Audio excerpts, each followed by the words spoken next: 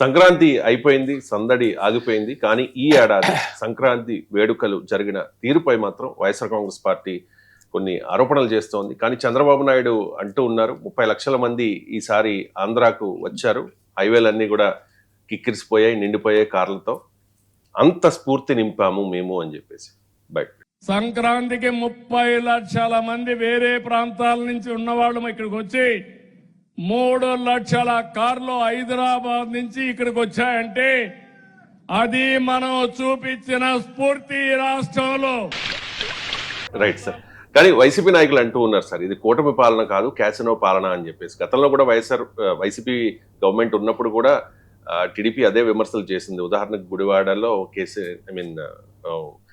కొడాలి నాని అప్పుడు ఒక క్యాసినో నడిపించారు, రికార్డింగ్ డ్యాన్సులు చేయించారు, గోవా నుంచి అమ్మాయిలు ఇక్కడ తీసుకొచ్చారు అంటూ రకరకాల ఆరోపణలు చేసిన పరిస్థితి.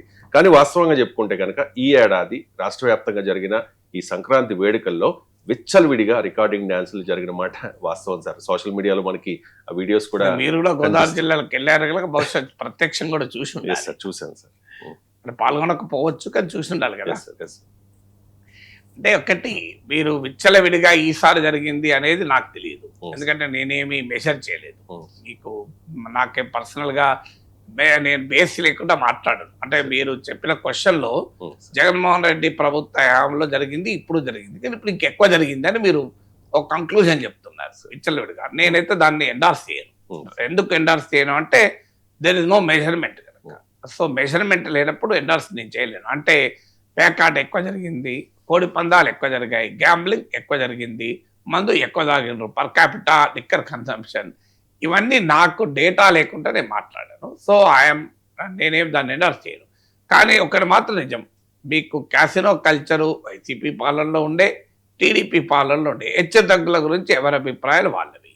సో దానిపైన నాకే అభిప్రాయము లేదు. అందువల్ల మీకు డెఫినెట్గా జగన్మోహన్ రెడ్డి పాలనలో ఏదో ధర్మరాజు పాలనలో ఉన్నట్లుగా, రామరాజ్యంలో ఉన్నట్టుగా ఏమీ లేదు. అప్పుడైనా ఇప్పుడైనా అవే కోడి పందాలు, అవే క్యాసినోలు, అవే గ్యాంబ్లింగ్ సెంటర్స్, అవే జూదాలు, హెచ్చుతగ్గుల మాట దేవుడెరుగు. కానీ ఇవన్నీ జరిగిన మాట నిజం. అందువల్ల వైసీపీ ఆ యాంగిల్లో విమర్శిస్తూ ఉపయోగం లేదు. ఇక చంద్రబాబు నాయుడు స్ఫూర్తి నింపాము అనేటువంటిది ప్రతిసారి వివాదం అవుతూనే ఉంటుంది. ఎందుకంటే చంద్రబాబు నాయుడు ఒకటి చేసింది చెప్పుకునే క్రమంలో కాస్త ఎగ్జాగరేటెడ్ క్లెయిమ్స్ ఉన్నప్పుడు ఇబ్బందులు అవుతాయి. ఇప్పుడు హైదరాబాదులో చంద్రబాబు నాయుడు సమాచార సాంకేతిక ఐటీ రంగానికి పునాదులు వేసే మాట నిజం. ఇవాళ సైబరాబాద్ ఈ ప్రాంతం అంతా ఈ స్థాయిలో అభివృద్ధి కావటానికి చంద్రబాబు నాయుడు ప్రభుత్వ హయాంలో వేసిన విత్తనాలు అప్పుడే మొలకెత్తి వృక్షాలై ఇప్పుడు మహావృక్షాలయ్యాయి. అందువల్ల మహావృక్షాలైన సమయంలో విత్తనాలేసి మొలకలు వేసిన చంద్రబాబు నాయుడు కాదని మనం అనలేము, అనకూడదు కూడా. నేనే కాదు, కేటీఆర్ లాంటి వాళ్ళు కూడా ఎక్నాలెడ్జ్ చేశారు. ఇక దానికి అనుమానం ఏముంది? So Chandrababu Naidu deserves prize, దానికి ఆయన ఖచ్చితంగా ప్రశంసకు అర్హుడు. కానీ అసలు హైదరాబాద్ని నేనే పుట్టించాననే రీతిలో తెలంగాణ వాళ్ళకి మేమే అన్నం తినడం నేర్పాము, వరి తినడం నేర్పాము అని పవన్ కళ్యాణ్ లాంటి వాళ్ళు వ్యాఖ్యలు చేసినప్పుడు వివాదమైంది. 400 ఏళ్ల చరిత్ర, 430 ఏళ్ల చరిత్రను హైదరాబాద్ నగరాన్ని ఆఖరికి ముత్యాలు నా కాలంలోనే అమ్మాము, బిర్యానీ నాతోనే స్టార్ట్ అయింది అని అనడం బాగా వివాదమైంది. ఎందుకంటే బిర్యానీ వచ్చింది మొఘల్స్ డక్కన్ పైన దండయాత్రకు వచ్చినప్పుడు మొఘల్ సైన్యానికి ఈ బిర్యానీ వండి పెట్టేవాళ్ళు. మొఘల్ సైన్యం, మొఘల్స్కు హైదరాబాద్ డక్కన్ రాజులకు మధ్య యుద్ధం తర్వాత డక్కన్ షెఫ్స్, రాజ షెఫ్స్ దాన్ని ఈ హైదరాబాదీ డక్కన్ టైప్ ఆఫ్ వంటకాలతో కూడా కలిపి దాన్నే ఫ్యూజన్ అంటారు. ఇప్పుడు మోడర్న్ కూడా ఫ్యూజన్ స్టైల్. సో ఈ మోడర్న్ ఫ్యూజన్ వల్ల ఈ హైదరాబాద్ బిర్యానీ ఏర్పడింది. అంటే ఈ ఫ్యూజన్ అనేది కూడా ఇప్పటిది కాదు, ఇప్పుడు లేటెస్ట్ ట్రెండీ ఏంటంటే ఫ్యూజన్. ఇప్పుడు మేము ఒక హోటల్కి వెళ్తే చింతకాయ ఫ్రైడ్ రైస్, గోంగూర పన్నీర్, చింతకాయ పన్నీర్, మిర్చి బజ్జీ, చిల్లీ చీజ్, ఇట్లా వీటినే ఫ్యూజన్ అంటారు. ఒకదాన్ని ఇంకో దానితో ఒక అవకాడో సర్వపిండి. అవకాడోమో మనం అమెరికా నుంచి, వెస్ట్ నుంచి తెచ్చింది. దానికి సొరకాయ సర్వపిండి మాకు చిన్నప్పటి నుంచి తెలుసు. కానీ అవకాడో సర్వపిండి తెలంగాణ సర్వపిండి కలిపి అమెరికా అవకాడోను తెలంగాణ సర్వపిండిని కలిపితే అవకాడో సర్వపిండి. దీన్ని ఫ్యూజన్ అంటారు. హైదరాబాద్ బిర్యానీ కూడా అలా ఫ్యూజన్తో పుట్టింది. అంటే మొఘలాయిల వంటకాలు, హైదరాబాదీ డక్కన్ లోకల్ ఇండిజినస్ వంటకాల ఫ్యూజన్ వల్ల హైదరాబాద్ బిర్యానీ పుట్టింది. దానికి చంద్రబాబు నాయుడుకి సంబంధం. ముత్యాల వ్యాపారం ఇరాక్లో బస్రా అనుకుంటా. ఇరాక్లోని బస్రా అనేది ముత్యాల ట్రేడ్కు మూలం. సో అక్కడి నుంచి తర్వాత అక్కడ బస్రా వీక్ అయ్యాక మీకు హైదరాబాద్ అనేది నిజాంల కాలంలోనే ముత్యాల వ్యాపారం. చంద్రబాబు నాయుడు ముత్యాల వ్యాపారాన్ని కూడా తన వల్లే జరిగిందని చెప్పినప్పుడు వివాదమైంది. అంటే ఎప్పుడు కూడా మనం చేసింది జనం చెప్పుకోవాలి, మనం చెప్పుకోవద్దు. జనమే చెప్పుకుంటారు. చరిత్రలో చంద్రబాబు నాయుడు చెప్పినా చెప్పకపోయినా ఐటీ రంగంలో ఆయన కృషిని ఎవరము కాదనలేము. చంద్రబాబు నాయుడు చెప్పుకోకపోయినా జనమే దాన్ని చెప్పుకుంటారు. ఇప్పటికీ మీరు అర్బన్ మిడిల్ క్లాస్ ఎడ్యుకేటెడ్ యూత్లో అడగండి, స్టిల్ చంద్రబాబు నాయుడు అంటే చాలా రెస్పెక్ట్ ఉండడానికి కారణం అది. ఎందుకంటే is responsible for that. So మీకు ఐటీ అనేది తెలియనప్పుడు మీకు ఈ సేవలు వీటన్నిటికి పునాది వేసింది చంద్రబాబు నాయుడు. సో దానికి కాదని ఎలా అనగలం? కానీ బిర్యానీలు ముత్యాలు అన్నిటికీ క్లెయిమ్ చేసుకుంటే సమస్య వస్తుంది. ఎందుకంటే హైదరాబాదు స్వాతంత్రానికి పూర్వమే హైదరాబాదులో మీకు even under ground drainage, water, దాన్ని చంద్రబాబు నాయుడు కన్నా ముందే ఇవన్నీ వచ్చినాయి. మీకు ఎయిర్పోర్ట్లు, ఉస్మాన్ సిటీ 1980లో పుట్టింది. దానికి చంద్రబాబు నాయుడుకి ఏం సంబంధం? ఉదాహరణ చంద్రబాబు నాయుడు క్లెయిమ్ చేసుకోలేదు కానీ చెప్తున్నా. సో అందువల్ల ఎగ్జాగరేటెడ్ క్లెయిమ్స్ వల్ల పంచాయతీ. ఇప్పుడు కూడా ఏంటి, సంక్రాంతికి 30 లక్షల మంది హైదరాబాద్ నుంచి మాకు ఆంధ్రప్రదేశ్కి వచ్చారు. ఇక్కడ వరకు నిజం. 3 లక్షల కార్లు వచ్చాయి. ఇక్కడ వరకు నిజం. జన్మభూమిని మర్చిపోకూడదు అన్నాడు, అది కూడా నిజం. కానీ అది మనము నింపిన ఆంధ్రప్రదేశ్లో తెలుగుదేశం నింపిన స్ఫూర్తి, కూటమి నింపిన స్ఫూర్తి అంటే ఆశ్చర్యం వేస్తుంది. ఇలా కొత్తగా వెళ్తున్నారా? మీకు ఇవాళ 40 ఏళ్ళ కింద కూడా వెళ్ళారు. అప్పుడు చంద్రబాబు నాయుడు లేడు కదా, ఎన్టీ రామారావు కూడా లేడు రాజకీయాల్లో అప్పుడు పెద్దగా ప్రముఖంగా. అలాంటప్పుడు మరి అప్పుడు కూడా వెళ్ళారు కదా. ఇప్పుడు తెలంగాణకు ఆ ప్రాంతానికి ఆంధ్ర మైగ్రేషన్ ఇవాళ కొత్త కాదు, ఇప్పుడు కాదు. ఆ తొలి దశ తెలంగాణ ఉద్యమ కాలంలోనే ముల్కీ ఉద్యమం జరిగింది. ఎందుకు జరిగింది? ఆ ముల్కీ అంటే ఇతర ప్రాంతాల నుంచి వచ్చి తెలంగాణలో ఉన్న వాళ్ళే కదా. ముల్కీ నాన్ ముల్కీ గొడవ ఇప్పటిది కాదు కదా, సుప్రీంకోర్టు దక్కపోయింది కదా. అప్పుడు చంద్రబాబు నాయుడు బహుశా మరి రాజకీయాల్లో లేనేలేడు కదా, చిన్న పిల్లవాడు స్కూల్ స్టూడెంట్ టైంలో జరిగింది. So Mulki non Mulki issue అంటే తెలంగాణలోకి ఇతర ప్రాంతాల వాళ్ళు వచ్చి సెటిల్ అయ్యారు, ఉద్యోగాలు వాళ్ళే తెచ్చుకుంటున్నారు, లేదు మాకే మా ఉద్యోగాలు ఉండాలి అన్నప్పుడు ముల్కీ అనే ఫర్మానాను నిజాం రిలీజ్ చేశాడు. అంటే 15 ఏళ్ల పాటు తెలంగాణలో నివాసం ఉంటూ తిరిగి తమ ప్రాంతాలకు వెళ్ళని అనుకునే వారికి ముల్కీలు ఉంటారు. సో ఈ ముల్కీ నాన్ ముల్కీలో గొడవ అయ్యాక సుప్రీం కోర్టు దాకా పోయాక 6 పాయింట్ ఫార్ములా వచ్చింది కదా. ఇది ఎప్పుడు జరిగింది? ఇది 60s + 70s జరిగింది. చంద్రబాబు నాయుడు ఎక్కడిది మరి? అప్పటి నుంచి ఉంది మైగ్రేషన్. ఇది ఇవాళ మైగ్రేషన్ కాదు. ఎందుకంటే ధవళేశ్వరం బ్రిడ్జ్ కట్టాక, మీకు ప్రకాశం బ్యారేజ్ కట్టాక నీటి విలువ మొదలు ఆంధ్ర ప్రాంతం వాళ్ళకి తెలిసింది. అంటే నీరు ఏ రకమైన సంపద సృష్టిస్తారని అప్పుడు స్టార్ట్ అయింది. ఆంధ్ర ప్రాంతంలో నీరు ఉన్న ప్రాంతంలో ఒక 10 ఎకరాలు ఉన్న రైతులు, బాగా 100 ఎకరాల రైతులు అక్కడే ఉంటారు. ఇక్కడికి ఎందుకు వస్తారు? పేద రైతులు వచ్చింది. అప్పుడు కూడా చిన్న సన్నకారు రైతులు ఉంటారు కదా.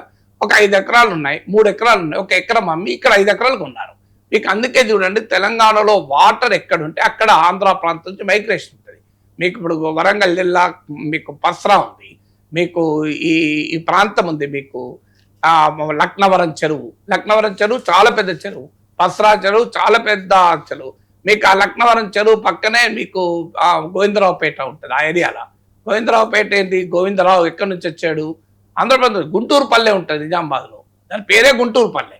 మీకు వాటర్ ఉన్న ఏరియాలో మీకు సెటిల్మెంట్స్ అయ్యాయి.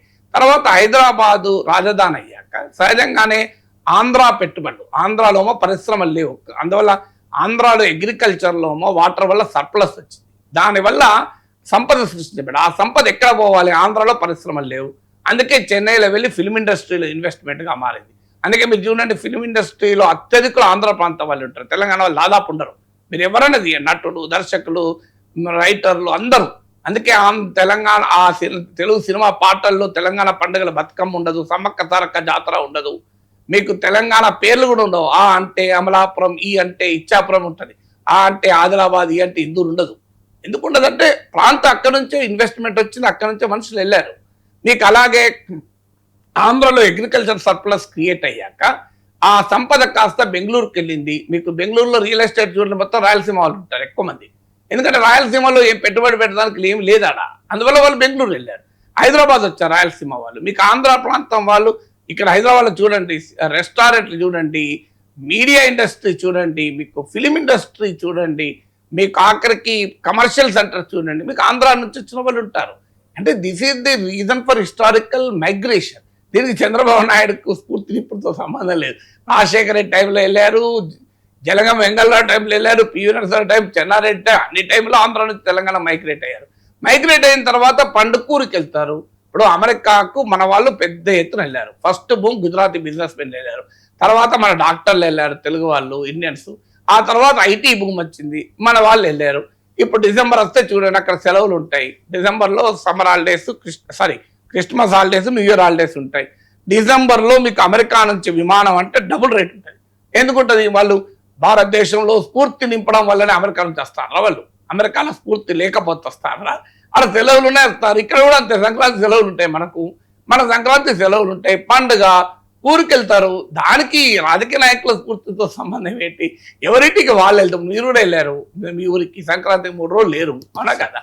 మరి మీరెవరు? చంద్రబాబు నాయుడు స్ఫూర్తి నింపితే మీరు వెళ్ళిండ్రా? మీ ఇంటికి మీరు వెళ్ళారు. సో మన ఇంటికి ఇప్పుడు నేను వరంగల్కి వెళ్తుంటా, మా అత్తగారు ఊరు, నాకు ఎవరైనా స్ఫూర్తి నింపితే వెళ్తారా? కొండా సురేఖ అన్నది అనుకో, నేను వరంగల్ జిల్లాలో మేము సీతక్క కొండా సురేఖ ప్రెస్ కాన్ఫరెన్స్ పెట్టి మేము స్ఫూర్తి నింపడం వల్లనే నాగేశ్వర్ సార్ సతీమణి కూడా వరంగల్ వచ్చిందంటే ఎట్లా? నేనేం చేయాలి? అప్పుడు బతుకమ్మ పండుగ మా మెసేజ్ 35 ఏళ్ళు, 35 ఇయర్స్ అది మా మ్యారేజ్ అయ్యి. 35 ఇయర్స్లో 32 ఇయర్స్ ఆమె వరంగల్ వెళ్ళింది. కొండా సురేఖ సీతక్కల స్ఫూర్తితో వెళ్ళారు, అకాడమిక్ స్ఫూర్తితో వెళ్ళారా? ఆమె వెళ్ళారు, కాకతీయుల స్ఫూర్తితో కూడా వెళ్ళలేదు.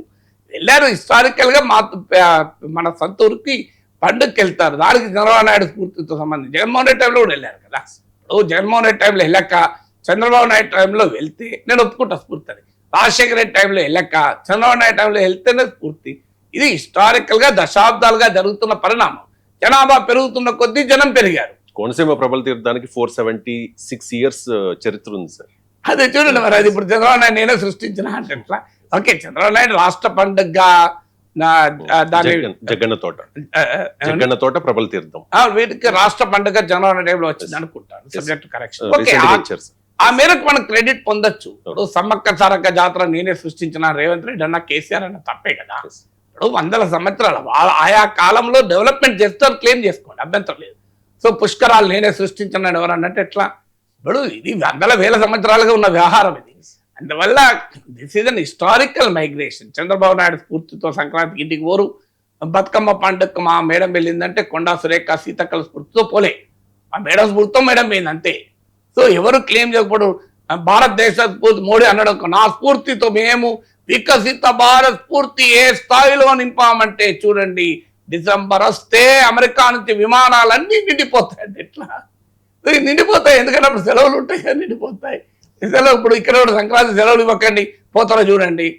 మీరు చూడండి, స్ఫూర్తి ఉంటే మరి. అయినా ఇంకొక బేసిక్ పాయింట్, స్ఫూర్తితో వస్తారు, మరి మళ్ళీ ఎందుకు వెళ్ళిపోతారు? స్ఫూర్తి లేకపోతున్నారా? సో స్ఫూర్తితో మాతృభూమికి వచ్చారు, మరి ఎందుకు వెళ్ళిపోతున్నారు అంటే మళ్ళీ తెలంగాణ స్ఫూర్తినిస్తే రిటర్న్ వచ్చేస్తున్నారు. 3 రోజులు వచ్చిపోతే స్ఫూర్తి ఎట్లయితుంది? మొత్తానికే రివర్స్ మైగ్రేషన్ వచ్చింది అనుకో, నేను ఒప్పుకుంటా. స్ఫూర్తి తెలంగాణలో ఆ వ్యాపారాలు ఉద్యోగాలు వదిలేసి ఆంధ్ర ప్రాంతంలో రీసెటిల్ అవుతున్నారు అనుకోండి, డెఫినెట్గా చంద్రబాబు నాయుడు స్ఫూర్తి అవుతుంది. పండుగ చంద్రబాబు నాయుడు స్ఫూర్తి కాదు, పర్మనెంట్గా వస్తే స్ఫూర్తి అవుతుంది.